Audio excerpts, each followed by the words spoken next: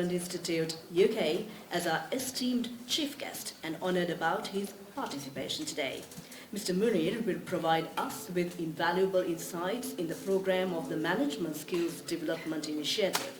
His speech will highlight the core principles of this transformative programme, focusing on how it equips professionals with the essential skills to lead, manage and excel in an increasingly complex and competitive business environment.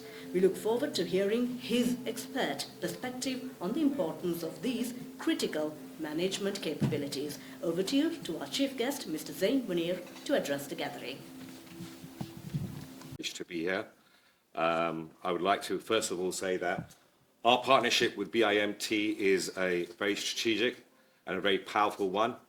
We have endorsed their program, and we allow the learners on this program with the resources to develop and facilitate the management and leadership skills.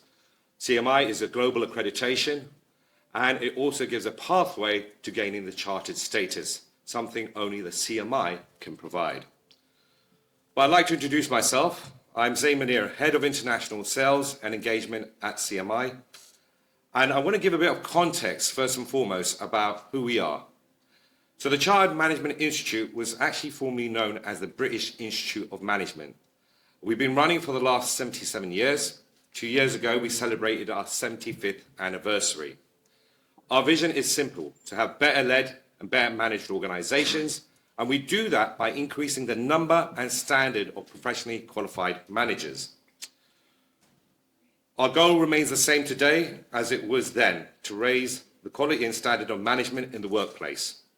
At CMI, we know how valuable practical skills of management are through our qualifications and our extensive work with universities, FE colleges, private training providers, and employers.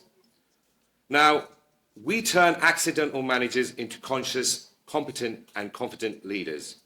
These are people who perform great functionally, either as an engineer or as a doctor, and one day their boss will tap them on the shoulder and say, "You've been promoted. Thanks for your good work." And they actually then say, well, they don't have any idea of actually how to do it. Is it important? Well, it couldn't be more important. Did you know that bad management is the #1 cause of the productivity gap in the UK, costing £84 billion per year? Sri Lanka, like many places, is facing complex array of economic challenges. These include the rise of cost of living, the ongoing recovery from the pandemic, and other geopolitical challenges. The economic strain is compounded by an increase in business reports of staff shortages, exacerbated by a marked decrease in job applications from Sri Lankan nationals. Now, just to highlight, in 2020, Sri Lanka had a workforce of around 8 million people, but the number of managers would be only a subset of this, typically 5 to 10%. Depending on the industry, it's imperative that all leaders and managers adopt best practices to ensure they drive the culture changes that are needed to increase productivity. Now, one of my leaders early in my career said, if you ask your team to do something that you're not prepared to do yourself, and it's a great reminder every day that you need to lead from the front by clearly demonstrating best practices. All managers across UK and globally need to develop the fundamental management and leadership skills to succeed in a fast changing and very real world, something that Faisal mentioned earlier. We have to be more flexible than ever before and adapt quickly. We are familiar with the rise of hybrid working since the pandemic, which is widespread, but often organizations have a reactive approach to this. According to a recent CMI poll, the majority of managers, 83%, are in favor of hybrid working, but many organizations still rely on outdated practices picked up during the pandemic, which is limiting productivity amongst teams. Our recent project with TimeWise, which explores ways managers can get the best out of their hybrid team, demonstrates the value in targeted training for managers. Now, this research highlights the key skills that managers should demonstrate to make hybrid working effective, and they are listening, set expectations and respond to people's personal needs. Communication, develop strategies for positive reinforcement and information sharing. Transparency, make sure you share relevant processes and involve others.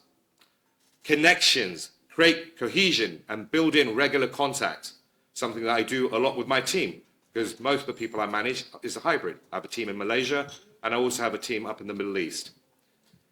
Self-awareness, examine how your management competencies will impact the team. Inclusivity, which is very important, address hidden biases to engage all team members. Be meticulous, share key points from relevant meetings with your team, and also be assertive, proactively, create a safe space in virtual meetings. The increase in flexibility and hybrid working opportunities is important for all workers, but particularly for older workers, as it can be used to balance health issues, caring responsibilities, and phase of retirement opportunities. Post-pandemic and the ever-changing ways of working has made the workplace more diverse, but also more challenging to navigate for managers. With a more diverse and multi-generation workforce, managers are keen to getting the best out of their teams, as diversity is good for business. Multi-generational workforce bring huge benefits to organizations by retaining knowledge and experience, supporting knowledge transfer, and bringing a greater diversity of skills, ideas, and knowledge.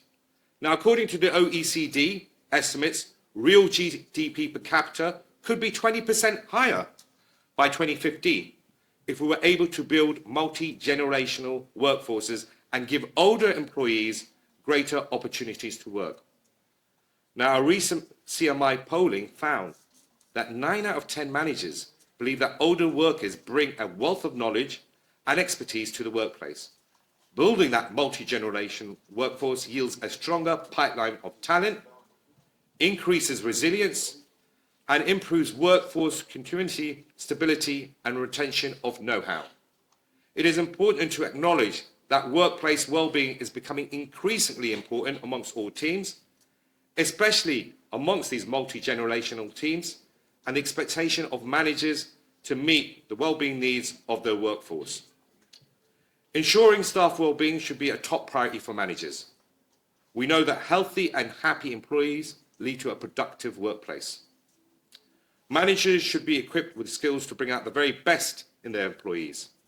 This includes empowering managers to support their teams, listening to employees, and demonstrating empathy, particularly when dealing with difficult conversations. I know most of us have been there in this room. Creating an empathetic culture is important for making people feel safe so they can be open and share. It is our responsibility of leaders to create that culture and safe space, as vulnerability should be considered a strength that brings out the best in people. Now, alongside empathy, being able to demonstrate emotional intelligence when managing your team is a useful element in a manager's toolbox. The essence of emotional intelligence is your capacity to recognize the emotional state that you or another person is in, and then manage those emotions appropriately. So why is it important for managers? Now, Harvard Law School research that managers with greater levels of emotional sensitivity are more successful. Why? Because they perform better and have better conflict resolution skills. With their enhanced interpersonal and communication skills, they build stronger, long-term relationships, both within our teams and with external customers and clients. They manage stress better and have healthier staff. Emotional intelligence is also important for resilience and making logical, ethical decisions. Now, I've spoken a lot, but not quite done yet. Finally, before I finish, our forthcoming research, backed by evidence from the LSE Inclusion Initiative, highlights the importance of organizations maintaining a commitment to the best practices in equality, diversity, and inclusion, focusing on inclusive practices and leadership, by example, leads to better business results, higher employee satisfaction, and increase retention. There are a few key recommendations that we can take away from this, which I feel are invaluable for every leader of today, and I would like to share these with you before I finish. Push for formal management training. If you're not equipped with the skills, how can you expect to drive progress within your team and organization? Ask your team for feedback on new initiatives and make an effort to listen and take them on board. Team suggestions for improvement. They'll bring different perspectives and help you understand the implications of initiatives for underrepresented groups. Encourage development and training for your team. This will drive up whole organizational knowledge and skill base. Communicate your willingness to learn and embrace new perspectives. This could take the form of actively encouraging feedback by personally committing to training and development. These kinds of actions by senior leaders will have ripple effects across the organization. Regularly engage and collaborate with senior leaders and managers from across the organization on your own EDI strategy. And I'm proud to say that actually we do practice what we preach.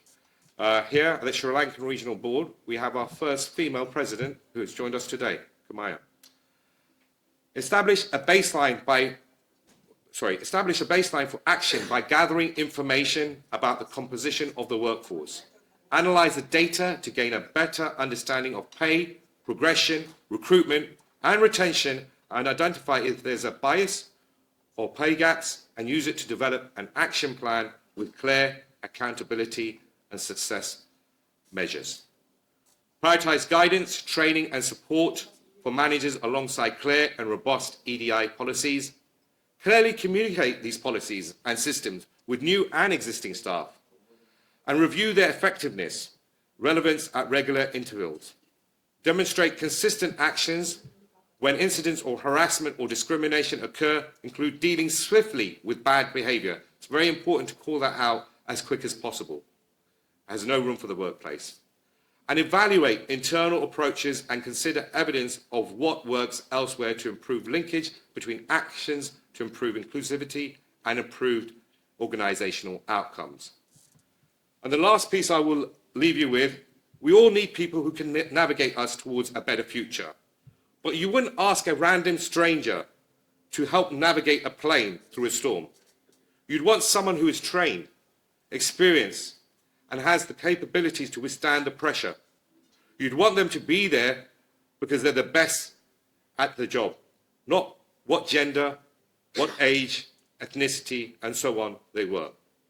So we have to take this seriously as a collective challenge to make sure we have skilled navigators for the future, and managers who also can guide businesses, organizations through these tough times. I would like to thank everyone for your time, and thank you for listening.